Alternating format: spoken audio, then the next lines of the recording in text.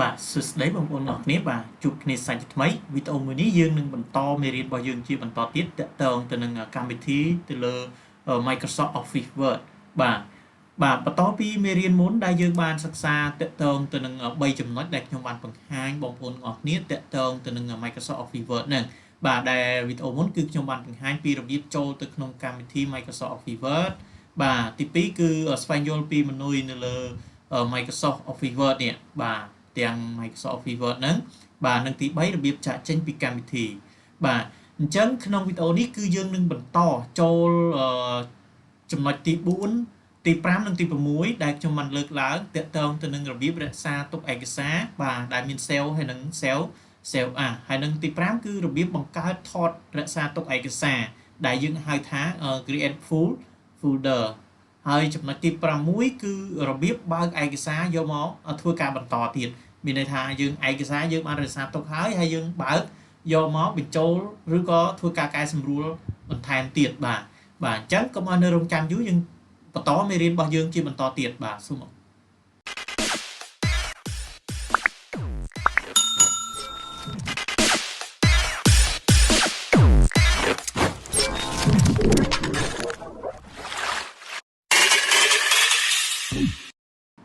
បាទអញ្ចឹងយើងចូលចំណុចទី4ដែលយើងនឹងត្រូវលើកឡើងនៅក្នុងវីដេអូនេះគឺរបៀបនៃការរក្សាទុកឯកសារបាទដែលមាន cell ហើយនិង cell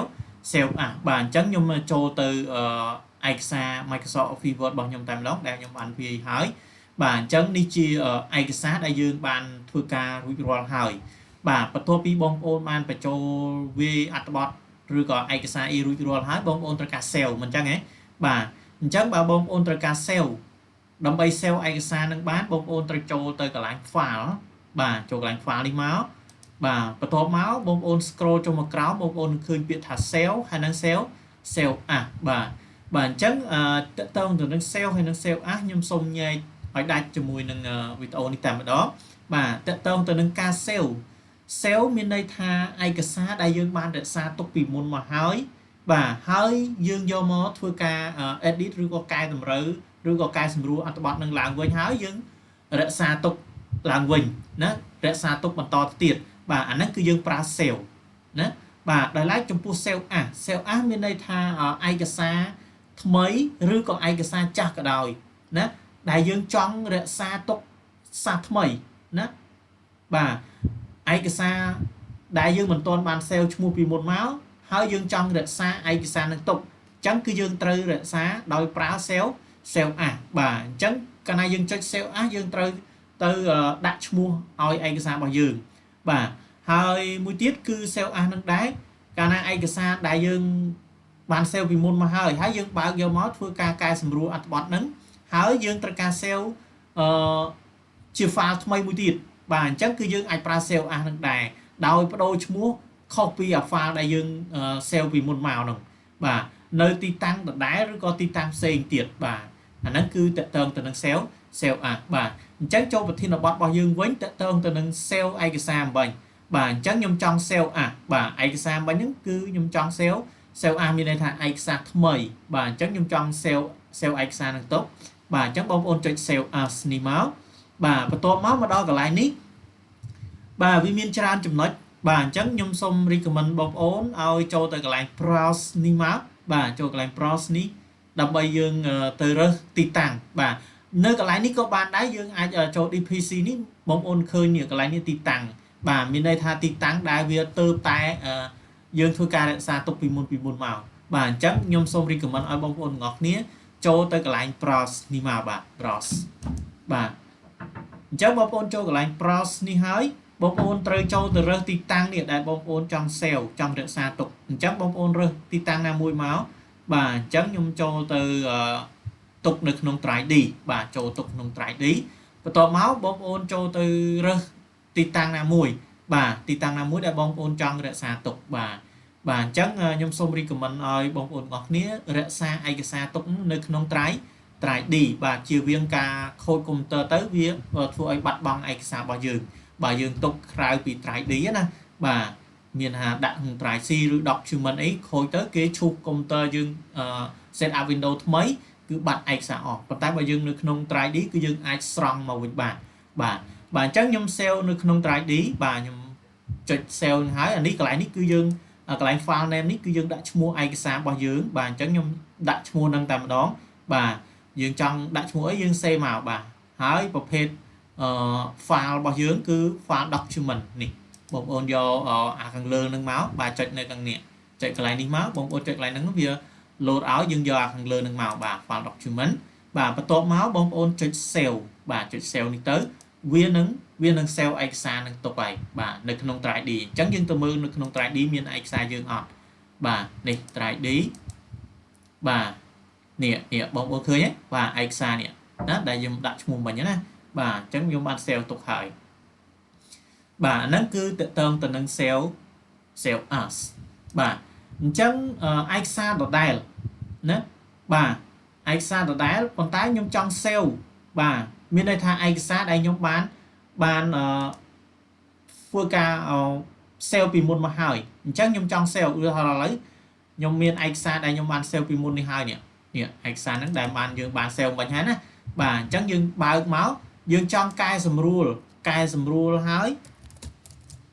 dương cai sầm rùa hái dương trong sale mà to tiết bà trong sale to tiết cứ dương con tay cho sale màu bà này sale máu ba này bà chắc cho sale bông ôn trâu lại pháo rồi hái bông ôn trâu sale đi tạm đòn rồi còn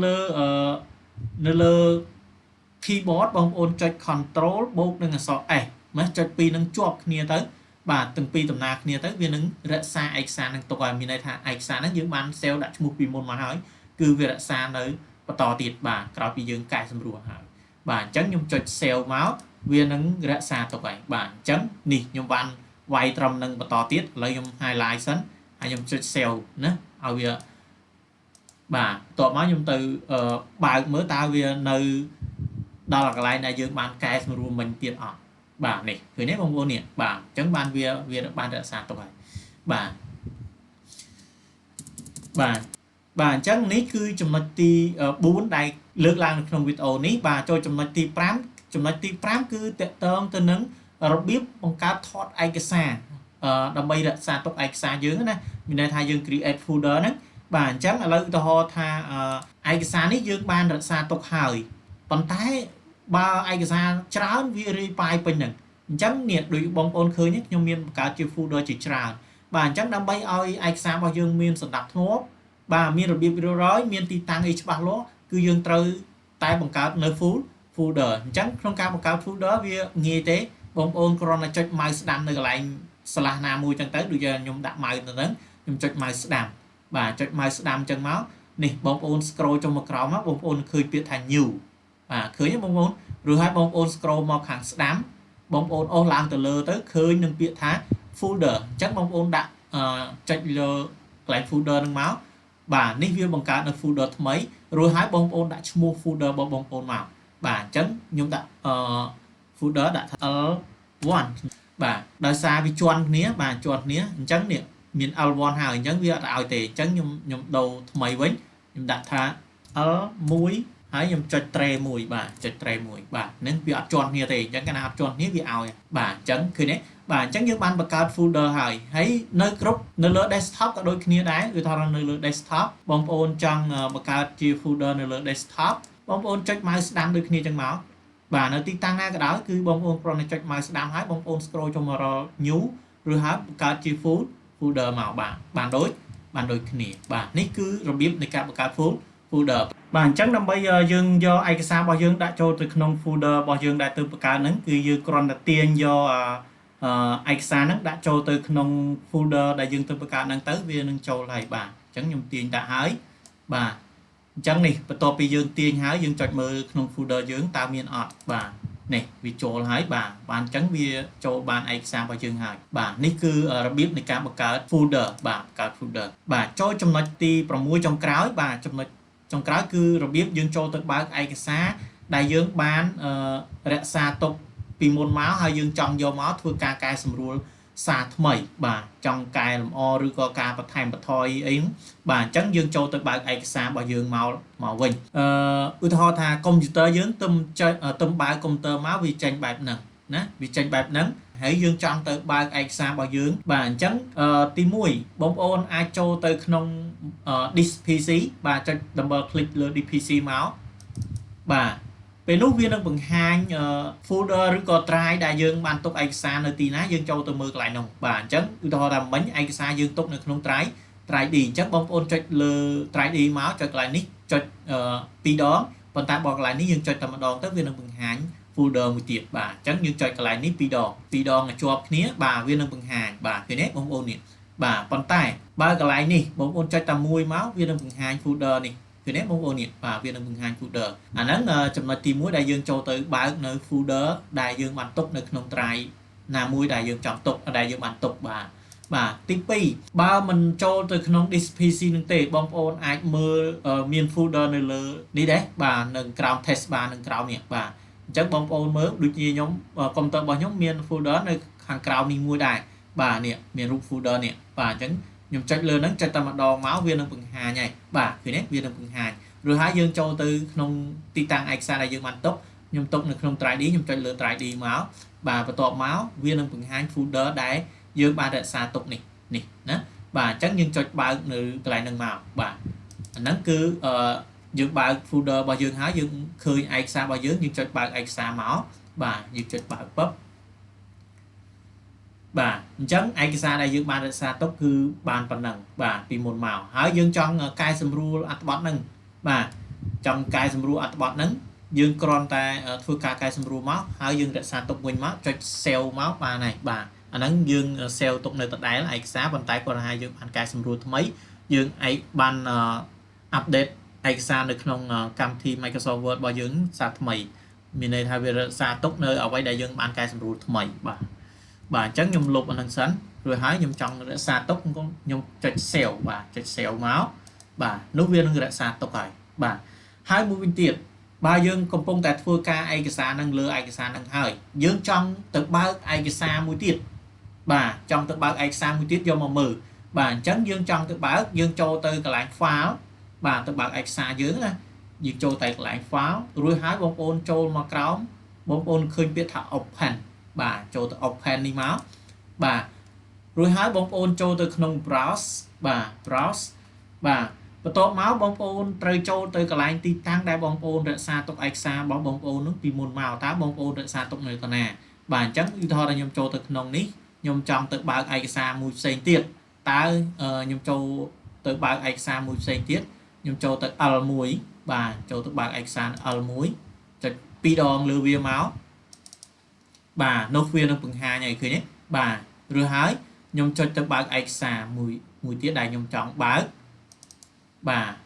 នេះវានឹងបង្ហាញឃើញទេបាទវានឹងបើកនៅកម្មវិធី Microsoft Word មួយទៀតបាទអញ្ចឹងមានន័យថាកម្មវិធី Microsoft Word យើងបានបើកដល់2បាទចង់ដឹងថាយើងបើកបាន2ឬ1នេះបងប្អូនដាក់នៅកន្លែង test bar នឹងក្រោមមក